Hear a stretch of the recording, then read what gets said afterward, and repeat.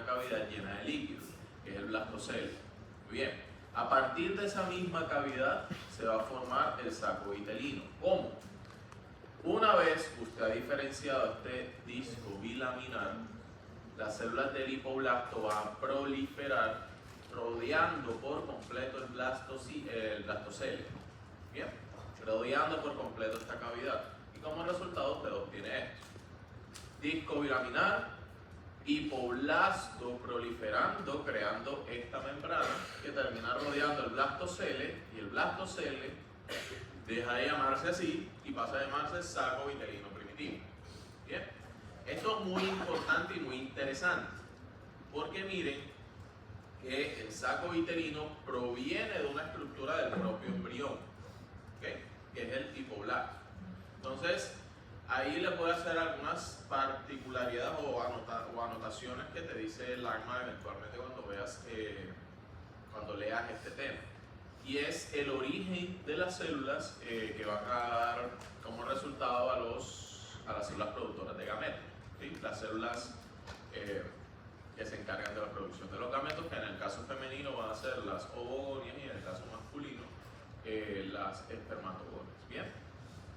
A partir de ahí, miren que se sigue desarrollando ese saco vitelino. Posteriormente, a partir de ese saco vitelino, aparecerá el mesodermo embrionario, formando el corio para formar la placenta, que esa es otra clase de histología que van a tener. Entonces es importante que recuerden esto. Pero en este caso nos vamos a enfocar en el saco vitelino. Bien. Tercera semana, o esto importante, la tercera semana. Este disco bilaminar se va a transformar en un disco trilaminar en un proceso que se llama gastrulación. ¿Qué es? Aquí básicamente, al final de la segunda semana, inicio de la tercera. Las células del epiblasto empiezan a invaginarse en la región caudal, formando un estigma, una pequeña estría, digámoslo así, que es la línea primitiva. Y eso es un punto de migración de las células del epiblasto a las diferentes capas. ¿Cuáles capas? Hagámosle un corte transversal a este embrión y obtenemos lo siguiente. Este es un corte transversal al nivel de la línea primitiva, como podemos ver aquí. Entonces, miren, el epiblasto o células del hipoblasto empiezan a migrar, invaginarse y migrar por toda la extensión del embrión. Entonces, las células migrantes del epiblasto que se terminan intercalando con las células del hipoblasto forman el endodermo. Las células migrantes del epiblasto que se van a ubicar entre el epiblasto y el hipoblasto van a formar el mesodermo, y las células que no migran y permanecen ahí van a formar posteriormente el ectodermo. Bien, ese es el proceso de gastrulación.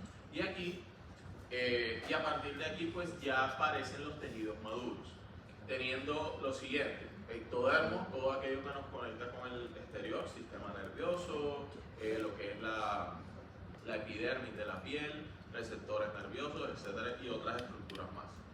En el mesodermo lo que nos interesa es los tejidos conectivos y tejidos conectivos especializados, bien, como hueso, tejido adiposo, sangre, sistema cardiovascular.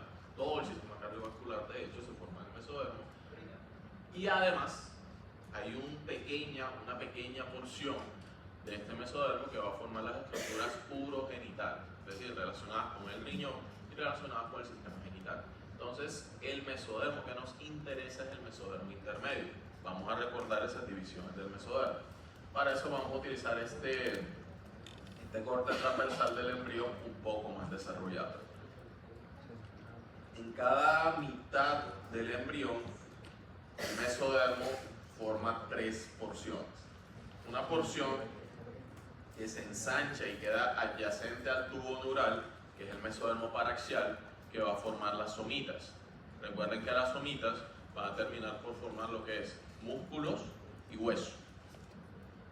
Luego, una pequeña porción intermedia llamado mesodermo intermedio, que se va a extender por todo el embrión desde craneal a caudal, y ese va a formar específicamente las estructuras urogenitales, y eso en él nos vamos a enfocar ahora. Pero también es importante que tengamos en cuenta lo que hace el mesodermo lateral, que como ven, esto de acá, este mesodermo lateral se divide en dos hojas. Una que inicialmente se va hacia arriba, que es la placa somática o la hoja somática, y una que se va hacia abajo, que es la hoja visceral. La hoja somática termina formando las paredes corporales. ¿A qué me refiero con eso? La dermis que termina rodeando las paredes corporales, o sea, el tórax, el abdomen, los músculos que van a nacer aquí en el mesodermo paraxial van a terminar rodeando también, van a terminar llegando hasta esta zona, formando los músculos de la pared abdominal, los músculos intercostales, forman las costillas, ¿sí? Esto va a terminar cerrando las paredes corporales. Y el mesodermo lateral visceral, miren que está estratégicamente rodeando a lo que es el endodermo, esto de amarillo. Entonces, ¿qué estructura similar a tejido conectivo termina rodeando al tubo digestivo? Las pleuras, bueno, es decir, esas hojas cerosas. Entonces aquí que vamos a incluir todo lo que son membranas cerosas. Eso incluye pericardio, que lo vamos a tener en cuenta para cardiovascular, las pleuras para el sistema respiratorio y para todo el sistema digestivo, el peritoneo e inclusive el sistema urogenital, porque hay ciertas porciones, sobre todo del aparato reproductor femenino, que están rodeadas por peritoneo y precisamente eso también está saliendo de este mesodermo lateral visceral. Muy bien, esta hojita que se va hacia abajo. Eso también vamos a hacer un énfasis en eso. Muy bien. Preguntas con ese recorderis o algo que quieran que hagan alguna anotación. ¿Por qué no qué? Te hago spoiler. Ahorita lo vamos a ver. Bien, que es muy importante. Porque curiosamente se generan las gónadas, pero las células germinales no están ahí. Les gusta caminar. Son nómadas. Entonces, es de esas cosas raras que hace el cuerpo humano que tú no entiendes por qué las hace, pero existe. Como por ejemplo cruzar la vía piramidal, ¿cierto? El sistema nervioso. O sea, ¿por qué lo hace? ¿Para qué? No sabemos, pero existe, ¿no? Y hay que aprenderlo. Entonces, así mismo es las células germinales. Bien, no se generan directamente en la gónada, sino que se generan en otro sitio y les gusta caminar y caminan todo el cuerpo y luego llegan a la mente. Le sabes, exactamente. ¿Sí? Cosas raras que hace el cuerpo humano, de evolución. Muy bien. Aquí esta diapositiva en específico demuestra, bueno, ya lo deben saber, ya lo vieron en renal, demuestra una pequeña porción de cómo este mesodermo está formando el sistema cardiovascular, en este caso miren las aortas dorsales, y cómo esas ramificaciones se están conectando con el mesodermo intermedio para generar esa unión vascular con el sistema renal, es decir, formando los glomérulos y las diferentes arteriolas y arterias relacionadas con el riñón eventualmente. ¿Muy bien? Ahora, en este corte sagital podemos ver el desarrollo completo de ese mesodermo intermedio, donde tenemos el sistema pronéfrico que se degenera por completo, que se encuentra en la región craneal, el mesonefros, que se va a encontrar en la mitad del embrión, asociado sobre todo a la parte dorsal. Esto es muy importante porque no degenera por completo, de hecho es el encargado de formar los conductos genitales, tanto masculinos y femeninos. Y luego el metanefros, que ya está más implicado en la formación del sistema renal. Muy bien, casi que exclusivamente renal. Pero, como es un conducto y todo este mesonefros está conectado, noten algo curioso. Nosotros los hombres utilizamos el mismo conducto para orinar que para eyacular. Y eso es precisamente por este origen embriológico. El mesonefros, miren que está conectado con el metanefros. Entonces ya veremos ahorita en ese desarrollo cómo esos conductos son el mismo literalmente, cómo se termina conectando con la uretra. En cambio en la mujer no orina por el mismo lugar que tiene el órgano copulador o el canal del parto. Entonces es un conducto externo o aparte que se va a formar. Muy bien, entonces podemos comenzar con esas diferencias claras aquí. ¿Preguntas con eso? Bien. Vamos a ir así, ahora sí vamos con el detalle. Ya teniendo claro dónde estamos ubicados, vamos a ver qué tenemos acá. Este es el intestino, ¿sí? Por lo tanto esto es endodermo básicamente. Esto, todo lo de acá es un hemiembrión mostrándonos la parte mesodérmica.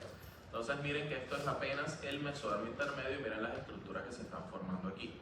Como esta es la región, esto de aquí, literalmente lo que te está mostrando aquí es esta zona del embrión. Nos está mostrando el mesonefros. Esta zona del embrión es lo que te están resaltando en la siguiente imagen. Miren que está en azul estratégicamente. Entonces esto es el mesonefros. ¿De dónde van a salir las gónadas? A partir de ese mesonefro, de ese conducto mesonéfrico, va a surgir del mesénquima adyacente una protuberancia, ¿sí? Eso le vamos a llamar cresta urogenital, que es esta de acá. Adyacente a ese mesonefros, el mesodermo intermedio, va a aparecer una pequeña protuberancia que es, miren, la gónada indiferenciada, la cresta urogenital. Se llama gónada indiferenciada porque esa misma estructura puede formar un ovario o un testículo.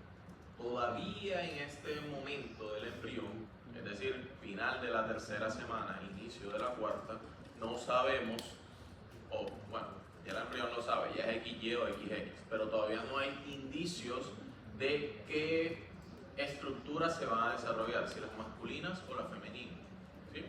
Entonces simplemente se está generando una gónada. ¿Cómo?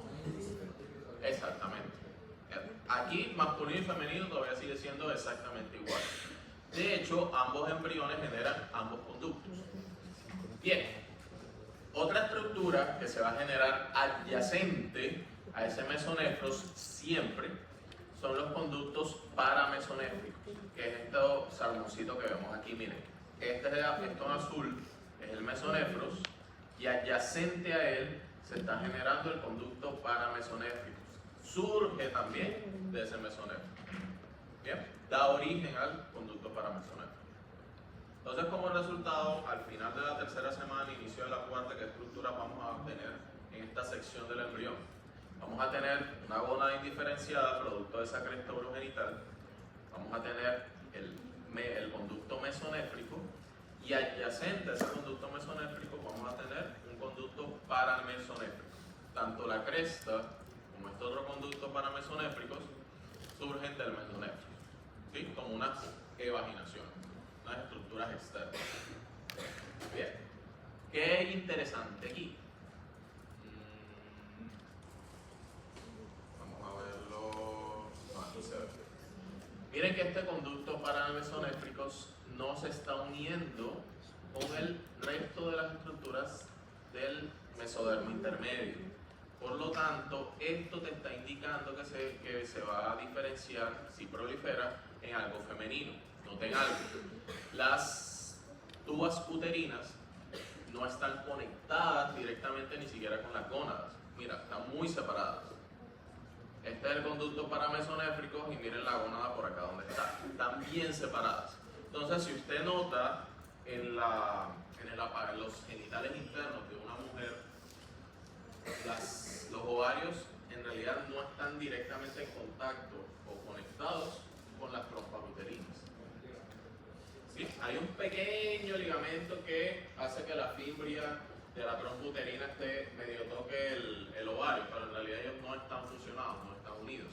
Entonces aquí, ya desde una etapa muy temprana, puedes observar cómo esto que va a ser la trompa uterina no se conecta con la gónada. En cambio, si tú te das cuenta, el conducto deferente de los testículos sí sale directamente de la gónada. Entonces, si se desarrolla el conducto mesonéfrico, miren cómo está directamente conectado con la gónada. Está íntimamente en contacto. Vamos a verlo más a detalle ahora. Bien. Aquí vemos otra visión de lo mismo. Tenemos el conducto mesonéfrico en azul y tenemos la cresta genital generándose en ese dorso del embrión como una proliferación adyacente a ese conducto mesonéfrico. Muy bien. Ahora, vamos a ver esa migración de las células, señor. Esto urogenital es la gónada indiferenciada. Esto de aquí es una proliferación del mesonefros. Como ven aquí, este pedazo de aquí. Una proliferación de este mesonefros.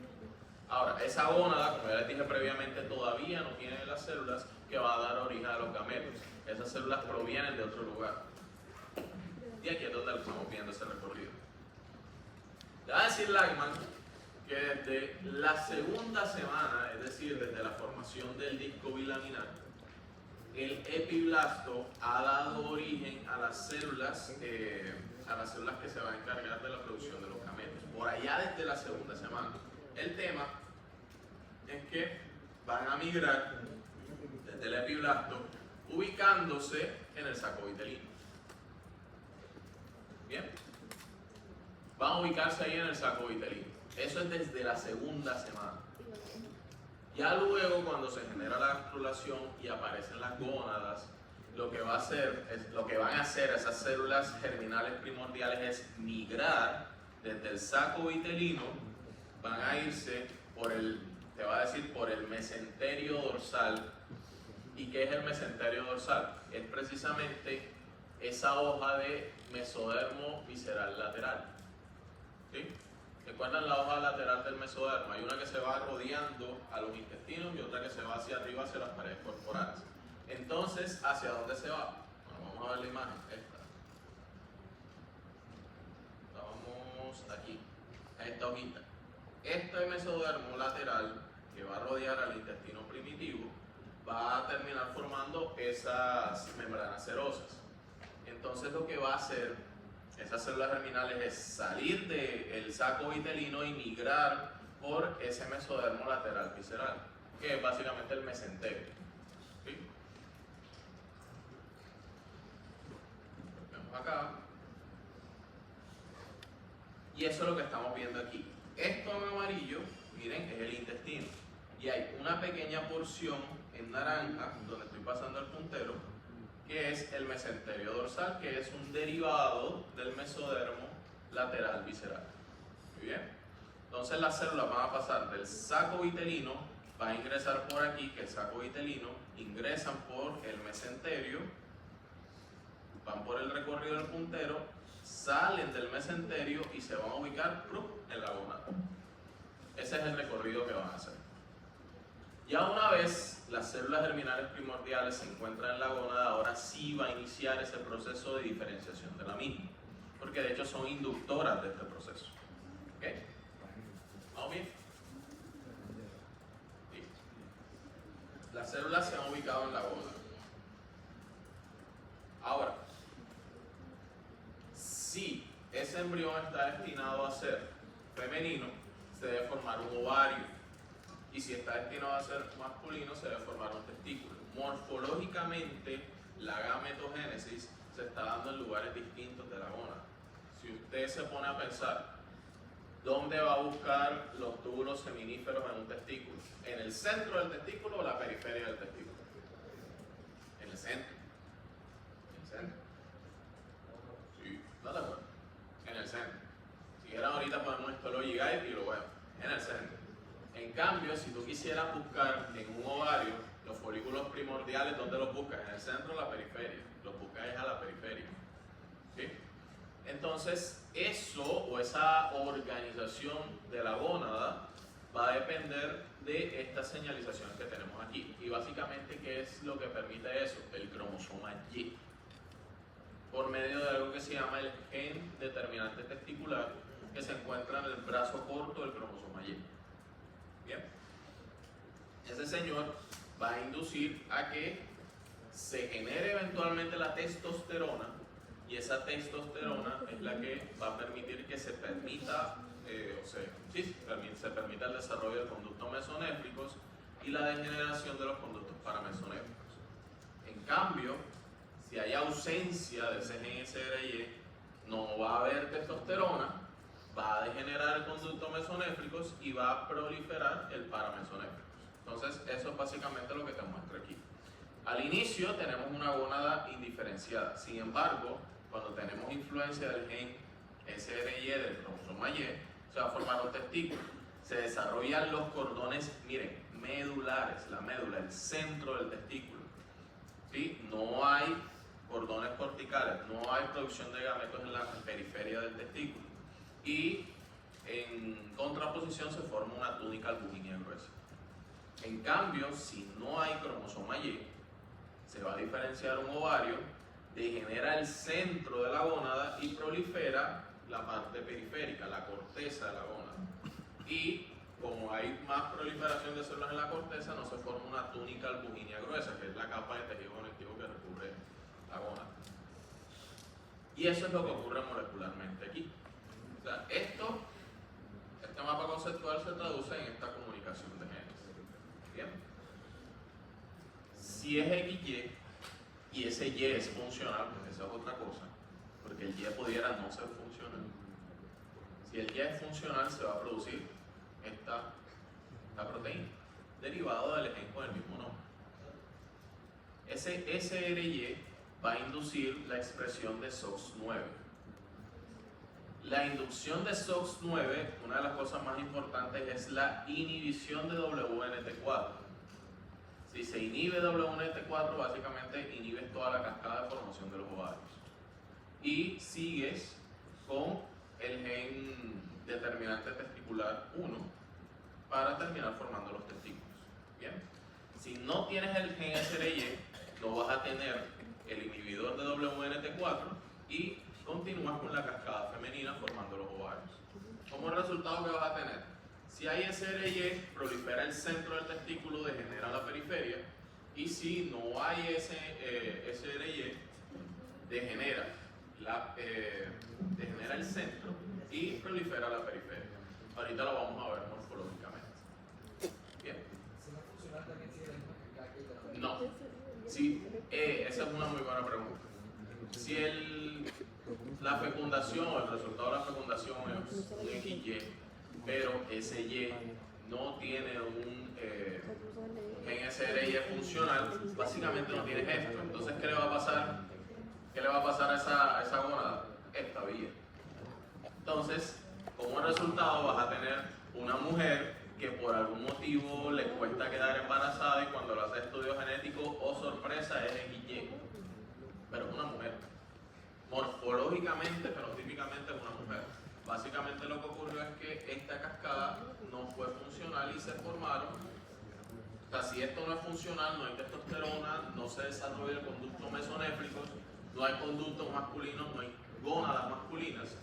Como resultado tienes la otra vía, formas ovarios y proliferan los conductos paramesonéficos. Formas trompo-uterina, útero, vagina, todo lo de la mujer. Pero el problema es que tienden a tener infertilidad. Entonces, en esos estudios, cuando le miran esa infertilidad, se dan cuenta que en realidad es XY. Con un Y no funciona. Pregunta. Eso. No. Los hermafroditas en realidad, si no estoy mal, no hay hermafrodita verdadero que tenga los dos, o sea, los dos conductos perfectamente desarrollados y que los dos sean funcionales. O sea, el término de hermafrodita es que ambos sean funcionales. Y eso en realidad en nosotros no ocurre. Lo que puede ocurrir es un desorden hormonal. Porque de hecho, cuando tú tienes el gen SRY, se desarrolla literalmente en estadios tempranos las células de Sertoli y las células de Levy. Y las células de Levy empiezan a producir su propia testosterona. En cambio, las hormonas sexuales, cuando se es mujer, provienen básicamente de la placenta, de los estrógenos que está produciendo la placenta para continuar el embarazo, y de la propia madre. Bien. O sea, no son propios inicialmente, porque eso depende del desarrollo de los folículos. ¿Ustedes ya vieron histología del ovario? Bien, verán en la histología del ovario que la parte de las células foliculares son las que en realidad están produciendo las hormonas, y la teca interna y todo eso. Eso en un ovario tan indiferenciado no puede ocurrir. En cambio acá, nosotros los varones sí se puede, porque es solamente una sola célula. La célula de Leydig existe desde tiempos inmemorables, desde este momento tan inicial. En las mujeres no lo puede hacer. ¿Por Porque de hecho la mujer inicialmente produce andrógenos y esos andrógenos después es que se convierten en hormonas sexuales femeninas. Entonces, con la aromatasa, entonces depende de dos grupos celulares, acá solamente depende de uno solo. Entonces es más complejo producir hormonas femeninas que masculinas.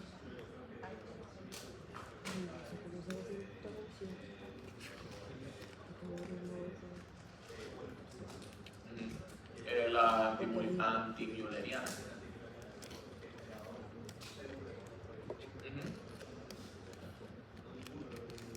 Exacto. Ya vamos con más detalle con eso. Bien. Y de hecho la sustancia que él menciona, la hormona antimülleriana, es la que vamos a mencionar ahorita. No se ve casi. Igual esta mapa conceptual lo tiene en la. Si es un testículo, se va a desarrollar gracias al gen SRY y SOX9, se va a desarrollar casi que inmediatamente dos células. La célula de Sertoli y la célula de Leydig. La célula de Leydig para producir testosterona que mantiene vivo el conducto mesonéfricos y la sustancia inhibidora mülleriana o hormona antimülleriana por parte de la célula de Sertoli. La hormona antimülleriana lo que va a inducir es la muerte o la degeneración de los conductos paramesonéfricos, y por lo tanto no se produce.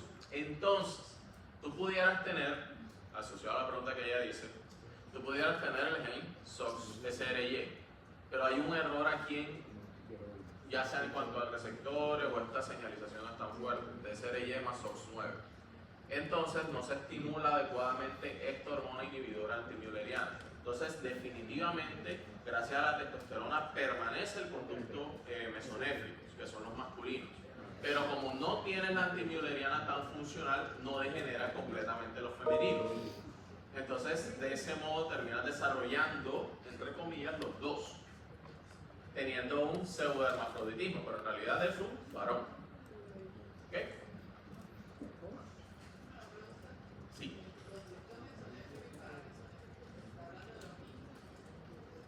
No, son distintos. Miren, por acá, aquí. El conducto mesonéfrico es el que se originó del conducto, del mesodermo intermedio, este azul. Bien. El conducto paramesonéfrico es este naranjita que ves aquí, donde tengo el puntero. ¿De dónde salió este conducto paramesonéfrico? Del mesonéfrico. O sea, células de aquí del conducto mesonéfrico se evaginaron y formaron un conducto adyacente, el paramesonéfrico.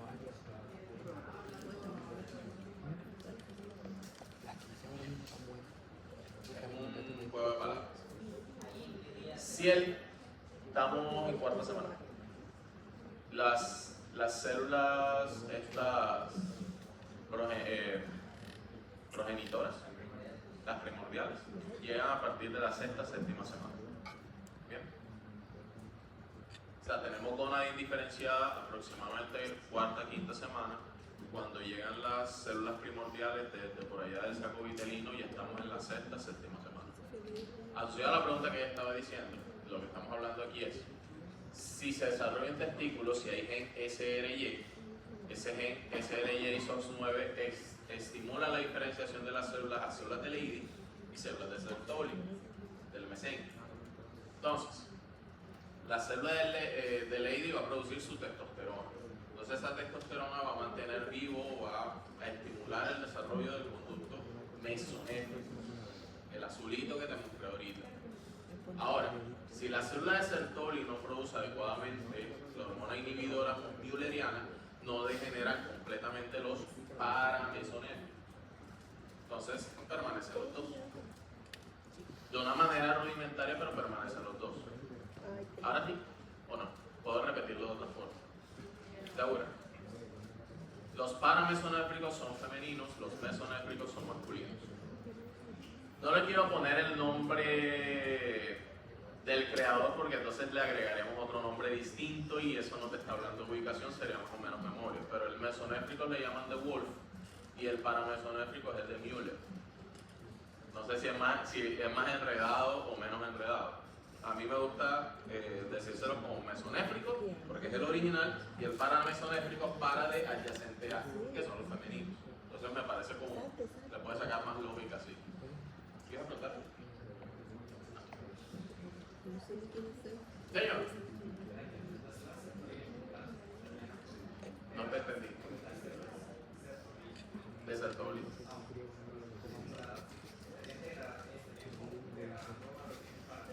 A los conductos paramesonéfricos por medio de esa hormona. O sea, si la hormona se produce, empieza la degeneración del paramesonéfrico. Estaría degenerando lo femenino y las células de Leydig están estimulando a que se desarrolle lo masculino. Básicamente están degenerando lo que va a ser las tubos uterinas y el útero. ¿Okay? Hola. Pero si ya, o sea, digamos que Eso, la bendición. La bendición es que usted sabe que lo que yo entendí es que si es mujer va a ser más prominente los conductos paramesonéfricos que son los uterinos. Ajá. Entonces, si ella tiene el hombre igualmente van a, yo sé que no van a. Sí, si es XY y el gen SRY no está funcionando, esa es la que te refieres. No, te estoy preguntando de que en caso salir, porque es necesario, o sea, sí o sí tiene que ser que tiene que salir ese paranéfrico, porque totalmente. O sea, siempre, independientemente de si es hombre o mujer, siempre se van a generar los dos conductos. ¿Por qué? Porque así lo quiso Dios. Generan, quedan como remanentes. Ejemplo, masculino, ¿qué remanentes tenemos nosotros de los conductos paramesonéfricos? Algunas personas aquí los han asustado cuando les hacen ecografías testiculares con que tienen un quiste en el epididio. Es un resto del conducto paramesonéfrico. ¿Qué remanente tienen las mujeres de los conductos mesonéfricos? El ligamento redondo. Ligamento redondo, también se forman unos quistecitos en el ligamento ancho, entonces quedan ciertos remanentes. ¿Vas a morir de eso? No. ¿Puedes vivir perfectamente con eso? Sí. Ya, son simplemente remanentes que quedan ahí. Son asquísticos. O sea, lo que recuerden, el conducto deferente en nosotros está atravesando el conducto inguinal, por allá músculo esquelético, ¿cierto? Que eso es masculino. Y en la mujer que atraviesa el conducto inguinal, el ligamento redondo. Es decir, ese ligamento redondo, si se fuera desarrollado, fuera sido un conducto deferente. ¿Bien? Entonces en eso quedan al final esas estructuras. ¿Por qué genera los dos? Pues porque tiene que ir generando ya sus cosas hasta que eventualmente se defina qué es lo que va a hacer. ¿Ya? Porque mira que no hay definición de gónada hasta que las células primordiales no llegan. Es decir, sexta, séptima semana. A la sexta, séptima semana que empieza a proliferar el mesonéfrico o degenerarse. ¿Sí? Ya empezamos a definir masculino o femenino. Internamente, externamente es otro cantar. Internamente ya se van generando o van siendo prominentes unos conductos u otros. Bien. Listo. ¿Qué va a pasar entonces en la gónada si está proliferando, en este caso, lo masculino? Ya dijimos, llegan las células primordiales desde el saco vitelino, hay una influencia del gen SRY, entonces esa gónada lo que va a hacer es proliferar el interior de la gónada formando los túbulos seminíferos, que en este caso van a ser cordones sexuales o cordones seminíferos, porque todavía no tienen luz. Esa luz va a aparecer ya en la adolescencia cuando empiece a producir espermatozoides. Mientras tanto son cordones, no tienen luz. ¿Bien? Ok, si es masculino, si va a ser un testículo, es una idea que ya dijimos ahorita. ¿Qué prolifera si va a ser un testículo? El centro de la gónada, formando estos cordones sexuales. Y mira que estos cordones sexuales terminan unidos a esto azul, que es el conducto mesonéfrico. ¿Qué va a formar esto azul de aquí? Miren, ya vayan viéndole la forma. Testículo debería estar rodeado de un epidídimo, ¿sí o no? Esta primera parte del conducto mesonéfrico va a formar el epidídimo. ¿Bien? Entonces mira que está en contacto directo con la gónada. Conductos mesonéfricos, esta primera parte inicial formando el epidídimo con los túbulos seminíferos. Están bien íntimamente en contacto. Y a partir de ahí empieza a salir el conducto deferente, que sería esta parte azul de abajo. Ahora, este conducto paramesonéfrico, si esto es un testículo, se va a degenerar. Entonces miren dónde quedarían ciertos remanentes. Aquí arribita puede quedar un remanente, formando un quiste en la cabeza del epidídimo, formando un quiste en el testículo como tal. Son remanentes del conducto paramesonéfrico. Ya, pero todo este tubo naranja debe desaparecer, en teoría, si todo está funcionando bien. ¿Ok? Al final, ¿qué tenemos? Tenemos la gónada masculina con sus cordones sexuales. Tenemos esta primera porción del mesonefro que va a formar el epidídimo. Luego esto que va a salir del conducto mesonéfrico que va a formar el conducto deferente y que luego va a llegar acá a la zona urogenital para conectarse eventualmente con la vejiga. Ahora, miren esta otra porción más, o esta otra imagen B, un poco más desarrollada. Mayor desarrollo del testículo, miren cómo se va desarrollando la cabeza del epidídimo. Esta pequeña porción de los conductos se van a hacer tortuosos, formando ya todo el cuerpo y cola del epidídimo.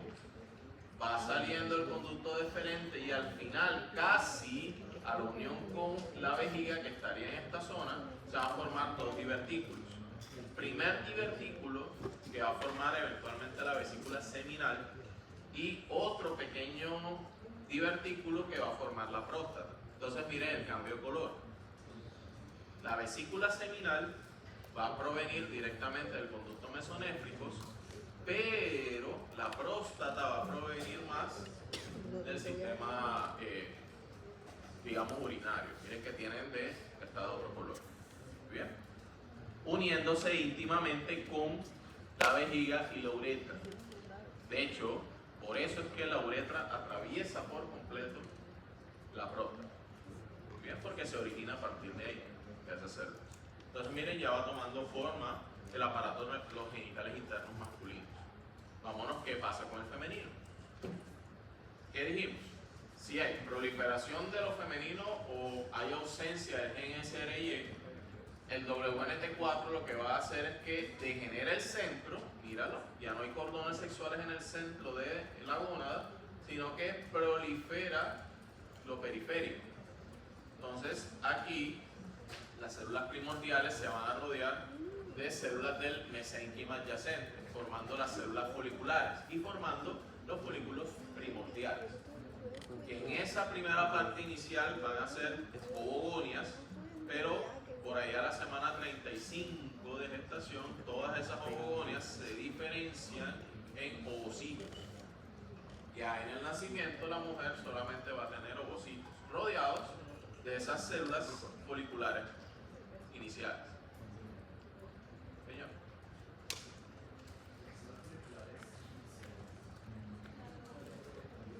Del mesénquima, recuerda que esto es la gónada como tal. Guarda entonces de la diapositiva. Aquí. Ya que la gónada como tal es una expansión o una proliferación del conducto mesonéfrico. Y el conducto mesonéfrico, ¿qué hoja embrionaria es? Mesodermo. Es decir, piensa en tejidos conectivos, piensa en mesénquima. Entonces, esta gónada o las células que se encuentran aquí, que no serán las primordiales las que van a generar los gametos, ¿sí? Porque hay aquí, está destinado a convertirse en célula de Leydig, células de Sertoli, células foliculares, dependiendo de la influencia de genes. Entonces, si volvemos acá a lo femenino, van a llegar las células primordiales y las células del mesénquima, que ya están ahí, las van a rodear. Entonces, esa se va a diferenciar en células foliculares. Bien. De hecho, miren que es un origen embrionario similar. Las células de Leydig versus las células foliculares, las células que están produciendo hormonas. Es un origen embrionario similar de un mesénquima que se encuentra ahí en esa cresta urogenital. Bien. Ok. Degeneró el centro. Definitivamente va a degenerar el conducto mesonéfrico, por lo tanto, esta conexión directa con la gonada no va a existir. ¿Quién va a proliferar? Este señor de acá. Entonces, esta primera porción del conducto paramesonéfrico, mira que se abre hacia la cavidad abdominal, tal cual como es en la versión adulta.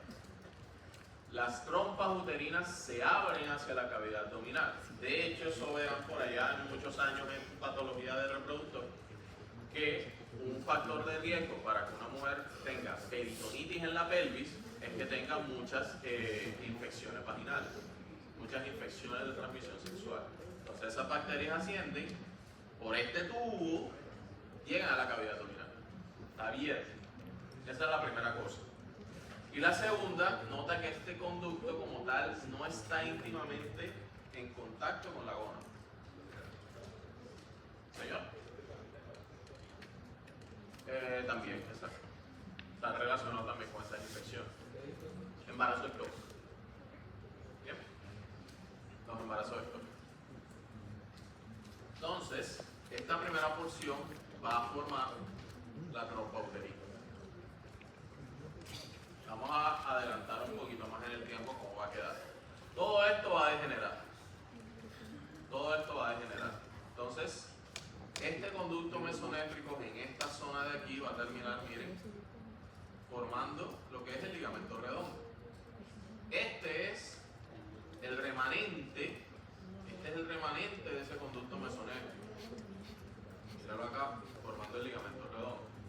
Y esto naranja, que es el paramesonéfrico, va a formar trompa uterina, y al unirse con el paramesonéfrico del otro lado, va a formar el útero.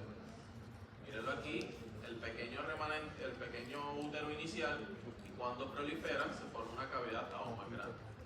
Bien. ¿Estamos bien hasta ahí? Listo. ¿Y cómo se va desarrollando la periferia de la gónada? Bien. Ahora, y aquí es una comparación de los dos. Esta es una gónada masculina, mira que el centro es lo que ha proliferado, y esta es una gónada femenina, donde ha proliferado es la periferia. Bien. Si es femenino,